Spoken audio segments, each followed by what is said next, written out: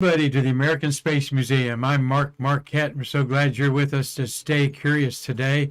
I am immersed in the cosmic reef here. That is one of the Hubble legacy photographs. It is now in its 33rd year of operation, and it's all because of a mission that was launched today in space history 14 years ago. STS-125 in Atlantis, with a great crew of astronauts, performed the fifth and final upgrade service mission of this fabulous 9-foot telescope that's been orbiting Earth, like I said, for 33 years. We're going to talk about that, and we're going to have a big birthday party here for Cape Canaveral. Happy 74th birthday to the Cape.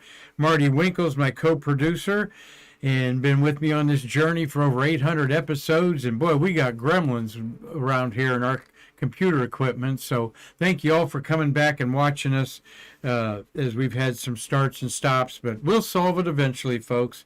It just takes those IT people to figure out what isn't talking good to each other and what is. So bear with us today as we're going to wish a happy birthday and push a couple buttons here to the Space Coast. Marty, I'm going to hit the I. Ooh. And there's a beautiful Life magazine cover. I suppose you have to be, I don't think anybody under 30 years old will know about Life. So there, it glitched again. So are we even going to be able to have a show today? We'll have to see in another glitch. So if I theoretically push another button, it's going to crash. What you may want to do, Mark, is you can hold up your images. I'll zoom in on them and go to old school. Well, we could do a little old school here with Harry there and talk about the fact that it was on. So if we go to any images, we're going to crash. Yep, we have a horrible problem here. In fact, we may have to suspend the program for a day or two till we figure this out. But there's Harry Truman on this date, 1959, 49. The world's most famous rocket spaceport was born. Cape Canaveral, now nicknamed the Rocket Ranch, and it's now the Cape Canaveral Space Force. First launched a V-2 rocket named Bumper 8 from Complex 3 on July 24th, 1950. And in 1959 was the first successful firing of a Titan intercontinental ballistic missile that you see along in there. So that's what it was built for, our nation's security. Wasn't built to go to space. It was built to protect us from any other countries that wanted to fire nuclear warheads at us. That's what was going to be out there. Cape Canaveral is chosen because it takes advantage of the Earth's rotation. So it actually, of course, it goes over water, so there's no danger to citizens on the ground. Of course, they clear it out for boats and whatnot, fishermen. But downrange is sparsely populated, but it picks up 1,200 miles an hour of the Earth's rotation as it picks up there. So we've seen how it's grown and how it's changed over the years. And I've lived on the Space Coast just 5 years, and I've seen over 200 launches, and that's absolutely incredible. So, Marty, you think if we, yep, I just saw another glitch across the top. Only show we went live for 3.5 minutes. Okay, that's about right. And Marty's going to go over to the Facebook page and see what's going on there. Larry Reed is in Denver, Colorado, and one of our top fans. Thank you, Larry, for sending a wonderful little story that I will read here in just a minute. But on this date, May 11th, 2009, at 2:01 p.m. Eastern Daylight Time, the crew of STS-125 was launched in Atlantis. Of course, Atlantis is just 10 miles away from where I'm sitting at the Visitors Complex at the Delaware North runs. On that crew was the astronaut that's talking out there right now, and that would be Michael Good. And I can't wait to go out and see Michael Good tomorrow, I hope, Marty. You got an autograph from him today, you say. And I'm sure he was a nice guy, but I look forward to his talk. And he probably didn't mention in autographs that he was in space 14 years ago today.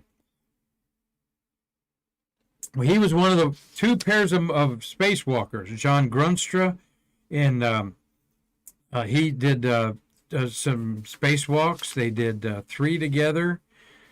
Grunstra and Feustel did the spacewalks, I mean. Massimino and Good did 2 spacewalks, all right?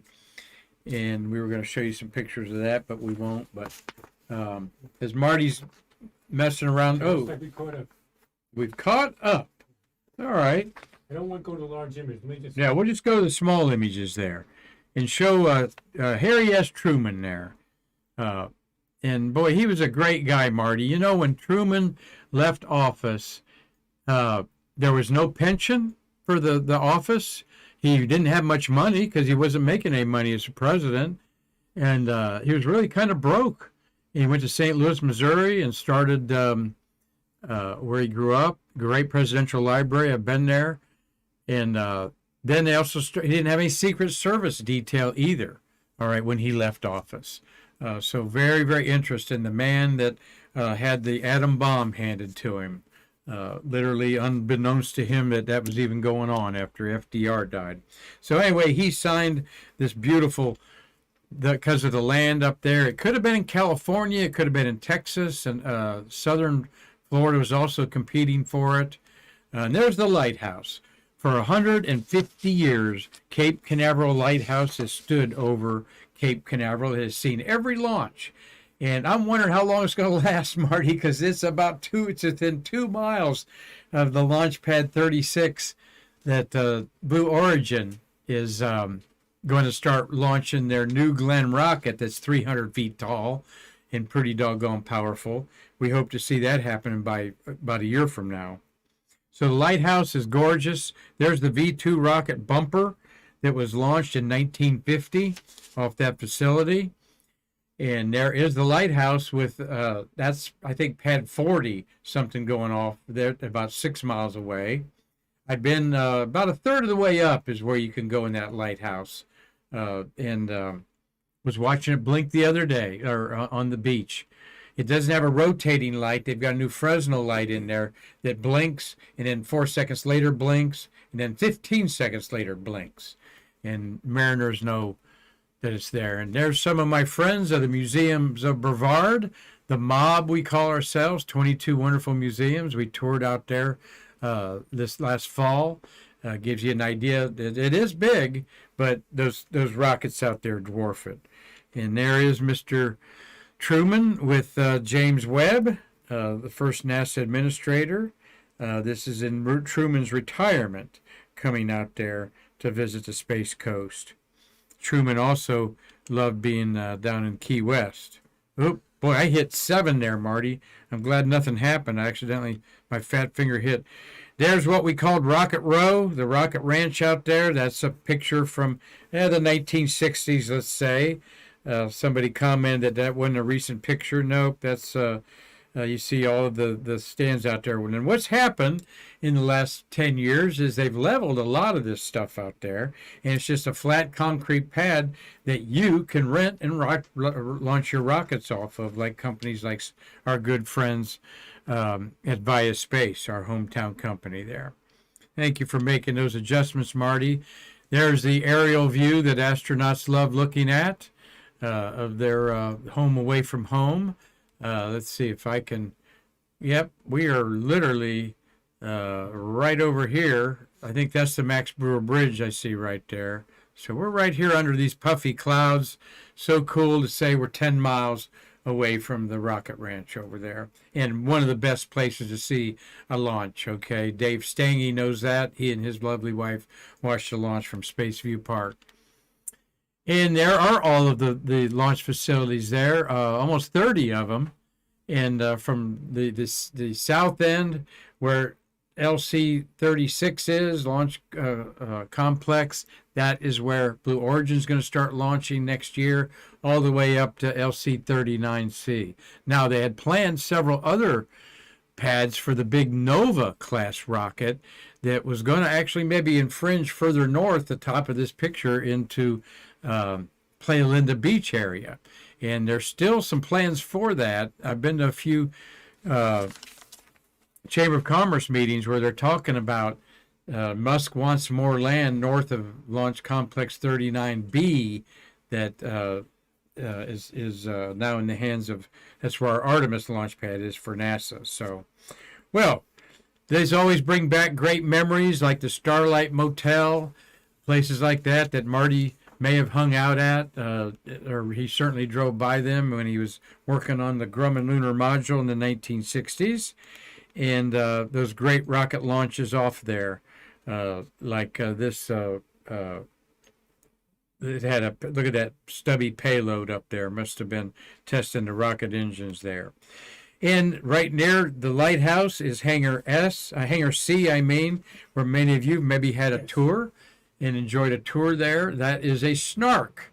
They joked about the snark-infested waters there because so many of them would be launched. These were intercontinental ballistic missiles, and you see the ramjet at the bottom.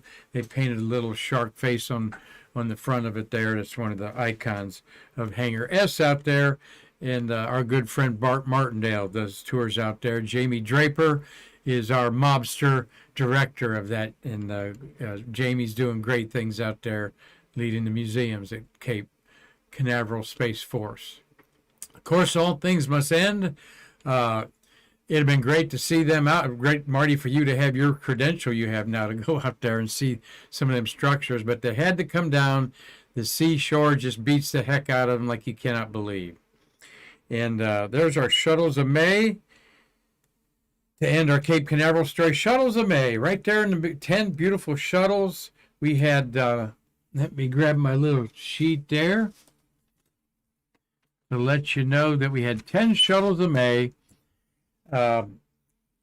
65 tickets punched involving 60 different humans. When I say tickets punched, literally seats that were filled up on those, and 5 different people were repeats in the month of May.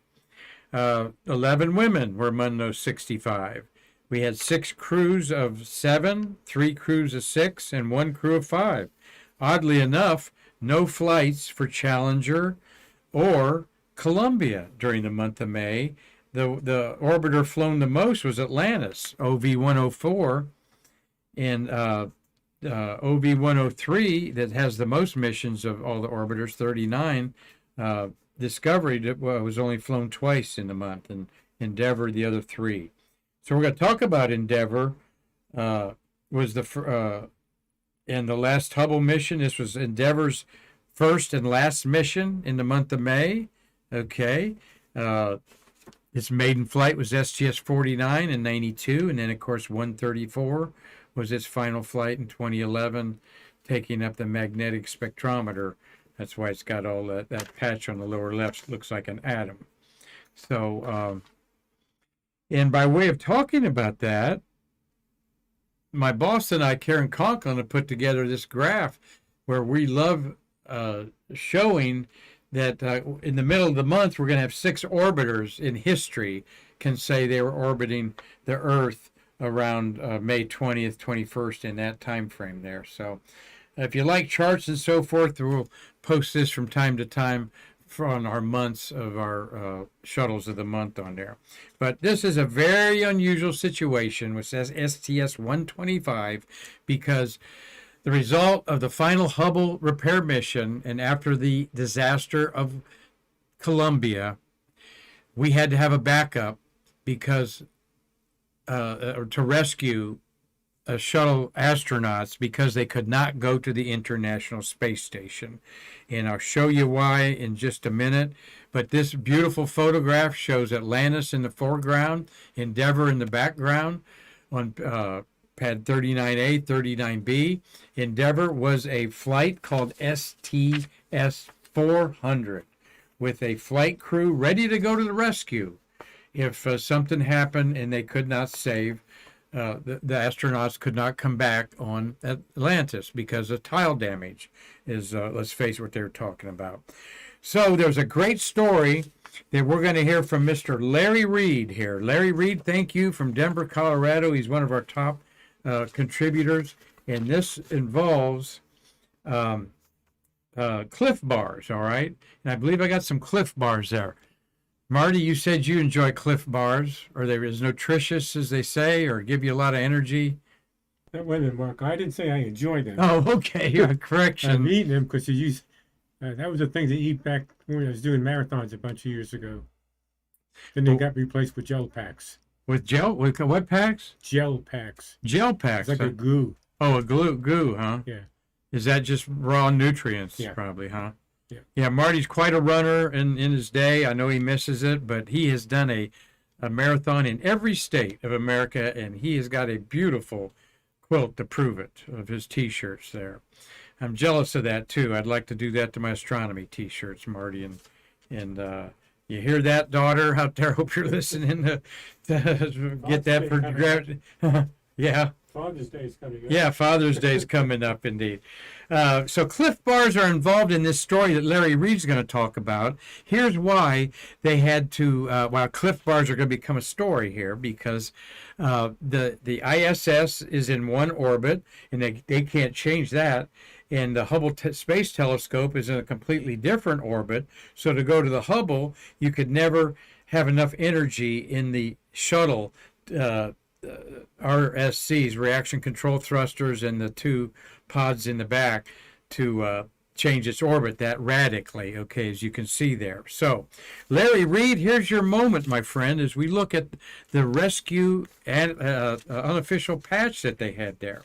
Larry, who worked apparently at the Cape, and he's a spacecraft engineer in Denver, Colorado.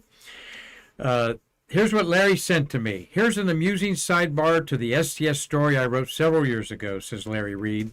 The simultaneous preparations for both STS-125 and the STS-400 contingency crew were an extremely busy time for NASA and the KSC Flight Crew Systems team, which Larry must have been on. All right, we'll look at this picture. First, we supported the development and flight qualification of specialized hardware in GSE to install whatever that means, General SE, General Service, I don't know, to install 4E Ground support equipment. all right, that's right. All right, he had to develop ground support equipment to install 4 spacesuits aboard the STS-125, 2 in the airlock and 2 in the middeck. All right, they usually had 2 always in there, but putting 4 was unusual because of this very tedious repair, not upgrade they were going to do. This was a busy 5 EVAs. Then when we supported the development and flight qualification of the recumbent seating on the STS-400 middeck to accommodate all 7 crew members who would be deconditioned by several weeks in microgravity and need to lie on their backs for the return to Earth. So STS-400 in the background, Endeavour, had 4 astronauts chosen. Commander Chris Ferguson, pilot Eric Bowe, Robert Kimbrough, and Steve Bowen, who's on the space station right now, Bowen is, were going to be the 4 astronauts to go and save the 7, so 11 would be coming back in Endeavour. And we'll do a whole show about that scenario. Maybe we'll do that next week. And on a more amusing note, says Larry Reed, we also had to determine how to stow enough food on board Atlantis to sustain those 7 STS-125 crew members who would be, quote, cooling their heels for up to a month, waiting for their 4 colleagues to rescue them. Most of the middeck locker space was taken up by various EVA tools and equipment to support Hubble contingency repairs, and the normal 2 large middeck stowage bags have been replaced by the spacesuits, or the extra maneuvering units, extravehicular maneuvering units. So Larry says, realizing that time was not going to be much of an issue for the crew waiting rescue, we took advantage of the empty space behind many of the middeck fiberglass wall panels by bundling packets of, yep, you got it, Cliff Bars and other energy bars and securing them with duct tape in the space behind these panels. The crew, armed with their very capable battery-powered screwdrivers, could retrieve, then eat their emergency rations in orbit. As it turned out, STS-125 was a stellar success for the space shuttle program, so STS-400 was not needed, along with all the specialized rescue hardware and complex EVA procedures which were developed just in case. Well, and I'm immediately ahead of you, Larry, thinking, what about all those cliff bars that were hidden in Atlantis, okay? And they actually had this, too, as a rescue dog, as a unofficial patch there. How cool is that, right? It's Saint Bernard. That's what? I think it's a Saint Bernard. Yeah, what did I say? Rescue dog. Oh, rescue dog. Yeah, Saint Bernard with the Hubble underneath them, where you'd see the pint of whiskey or whatever he was going to bring you to keep you alive in the old movies there. All right, following the landing, Larry is telling us, Larry Reed is telling us that his team was directed to remove all those cliff bars and send them straight back to Johnson Space Center, where I assume they were passed out as flown in space attaboys for their team members. All right. Still, Larry Reed's wondered what would have happened if we hadn't flown those emergency rations and the SCS crew had been forced to remain on orbit a month awaiting rescue without any extra food. And Larry Reed says, in his mind's eye, I created a sketch of 6 grungy, bearded, and gaunt astronauts all peering hungrily over their diminutive crewmate, Megan MacArthur, cowering in the corner. The caption would read, I say we eat the little one first. So there's the St. Bernard patch. Thank you, Larry, for a great story. Appreciate our friends like Larry Reed out there in Denver, Colorado. And tell us a little more about yourself, Larry, in an email to me or a message there. But that rounds out a really great story and of the Hubble rescue there. Let me tell you a little more about the crew. Of course, Megan MacArthur was on that crew. It included 3 astronauts who had previously experienced servicing the Hubble, that being Scott Altman, John Grunstra, and Mike Massimino. And Scott visited in 2022 as the commander of 109, the mission before this. And Grunstra, this was his 3rd trip, all right, in there. Greg Johnson was the pilot, mission specialist. So here they are. I know I got a picture of them. There's the beautiful launch of Atlantis in the afternoon. There they are. Michael Good is up in the back row on the left there that you saw today, Marty. Autographed some of your stuff. Mike Massimino's before him. Mike Massimino was on the Big Bang Theory. He is a teacher at one of the New York City colleges, I think NYU, and he does a podcast with Garrett Reisman called Two Funny Astronauts, and they are pretty funny. I listen to that occasionally. Also on there, Box Johnson was the pilot. Andrew Feutzel is Johnson's on the lower left there. Of course, that's Scooter Altman in the middle, the commander, Megan MacArthur, and behind her is Drew Feutzel. And Drew did 3 spacewalks on this. Megan is the husband of Bob Behnken, who was our hero to fly Demo 2, the first crewed Dragon launch. And then she followed him up in the pilot's seat of that for another trip to the International Space Station. And I think all the rest of them are retired. Megan still is an active astronaut in there. And there is the team of Massimino and Good were the team members there doing their thing. This one I threw in there. Marty, they were actually inside the Hubble. I mean, this was a fix that they never wanted to do, never thought they would do. Look how the doors kind of whopper-jawed there.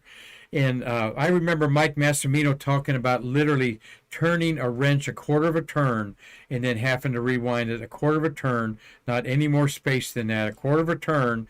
And NASA knows exactly that you have to do that quarter of a turn like 350 times, okay? And he did it. His fingers were getting cold at the tips to take out one of the old instruments to put in one that was more 21st century in there. So they put new thermal blankets on it. And, well, 14 years later, the only thing really going bad are the gyroscopes, because it doesn't point itself by reaction control thrusters. It's by gyroscopes.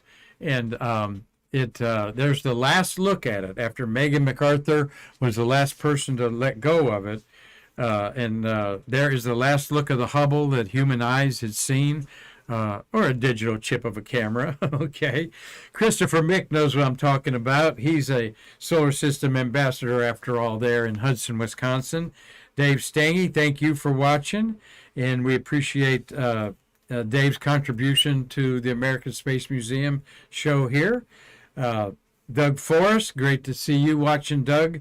What I'd like to do, Marty, is I'd like to take a picture of the Doug Forrest Endeavor sketch that you're doing with all the astronaut autographs around it. I think that looks beautiful. You agree, I'm sure. Yeah. That's really a piece to hang up. We're going to show you and tell you where you can buy that off, Doug. Melissa Pope's watching. Thank you. Ophelia Sauterelle in France. Cliff Watson, my buddy down under. He's starting to experience winter time coming to Pomona, Australia.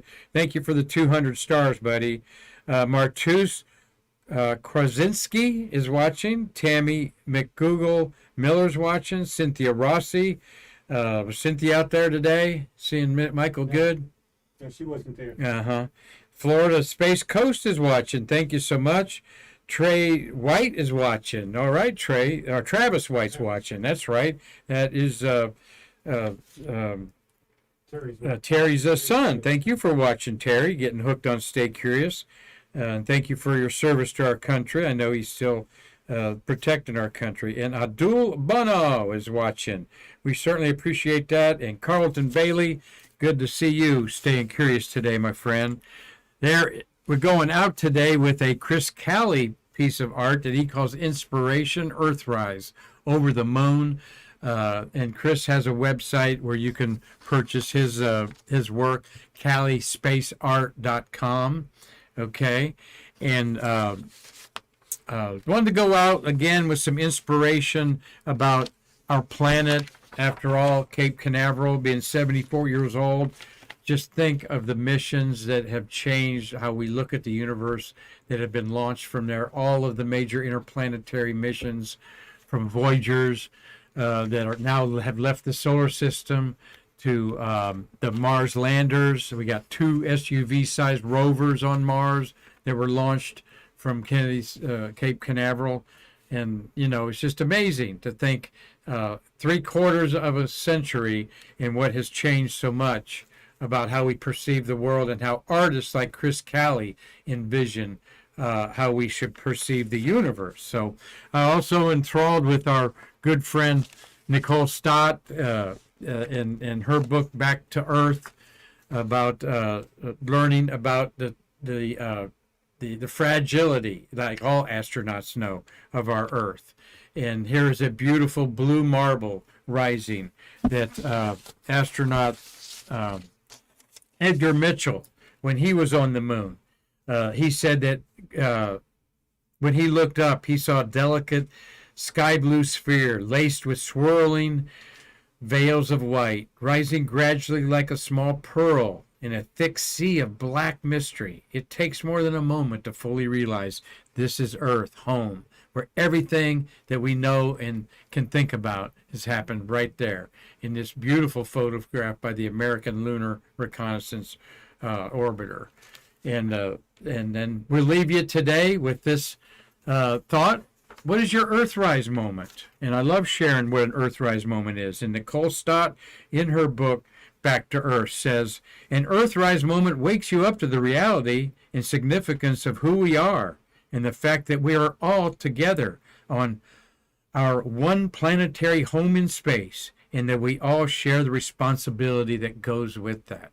When you realize that, oh my gosh, we're just a third rock from the sun. We're one of the most gorgeous sights that we've ever seen, in our solar system. And we're the only water planet, 70% water. And when you realize, oh my gosh, there's no borders, we have to love each other, we have to be earthlings, we have to take care of each other, not like passengers, but like crewmates. And that, thank you, Nicole Stott, for carrying that message, and we love carrying that for you. An astronaut that spent almost 6 months in space, I believe. So, So we go out that with you to think about, folks. What is your Earthrise moment? Marty, if you got one, I'm going to share mine while we're thinking about it. Now, my Earthrise moment was when I was 8 years old, and the first time I was in science class in second grade and flopped open this science book, and there was the sun, Mercury, Venus, Earth, Mars, like planets laid out there across these 2 pages. And I remember as an 8-year-old little kid going, wow, nobody told me about this. There's other planets. Our sun's a star. And, you might think that's weird. They might think that's weird, Marty, but they're not old like I am. And you didn't see a lot of planets on T-shirts. You didn't see anybody having T-shirts with things on it. T-shirts were kind of not in vogue, as well as tennis shoes you didn't wear to school. And backpacks, oh my God, backpacks were for the Boy Scouts. You didn't take a backpack to school. But you never saw any, like my vest here. You didn't see stuff like this in the 1960s in normal visuals out there. So I was 8 years old before I knew that there was a sun and 9 planets, yes, including Pluto, orbiting it at the time. So thank you, Nicole Stott, for letting me realize that truly in my life was my Earthrise moment, because everybody that knows me knows I'm just pretty eat up with space and astronomy. So, Marty, thank you for righting the ship here. And maybe we'll get your Earthrise moment one day. But we encourage you to send me your Earthrise moment out there. And if anybody sends it, we'll read it on air here. We want to promote this for maybe through the whole rest of the month of May. So, Marty, thank you again for all of us being patient. Thank you for being patient as we came back again and did another. We don't know what's going on, but we figured out that we could do it a second time, and it was pretty good. Hope you enjoyed it. And tomorrow, we're going to look at future Fridays tomorrow. We're going to look at a couple happenings of up-and-coming space companies and the plans to have a spaceport up there near Dundee, Scotland, where Robert Law is. Oh my gosh, he's going crazy, I know. So we'll hear about some of the modern spaceports being planned around the world and more on Future Fridays tomorrow. As I'm Mark Marquette, and I can't wait to see you again to bridge the space between us.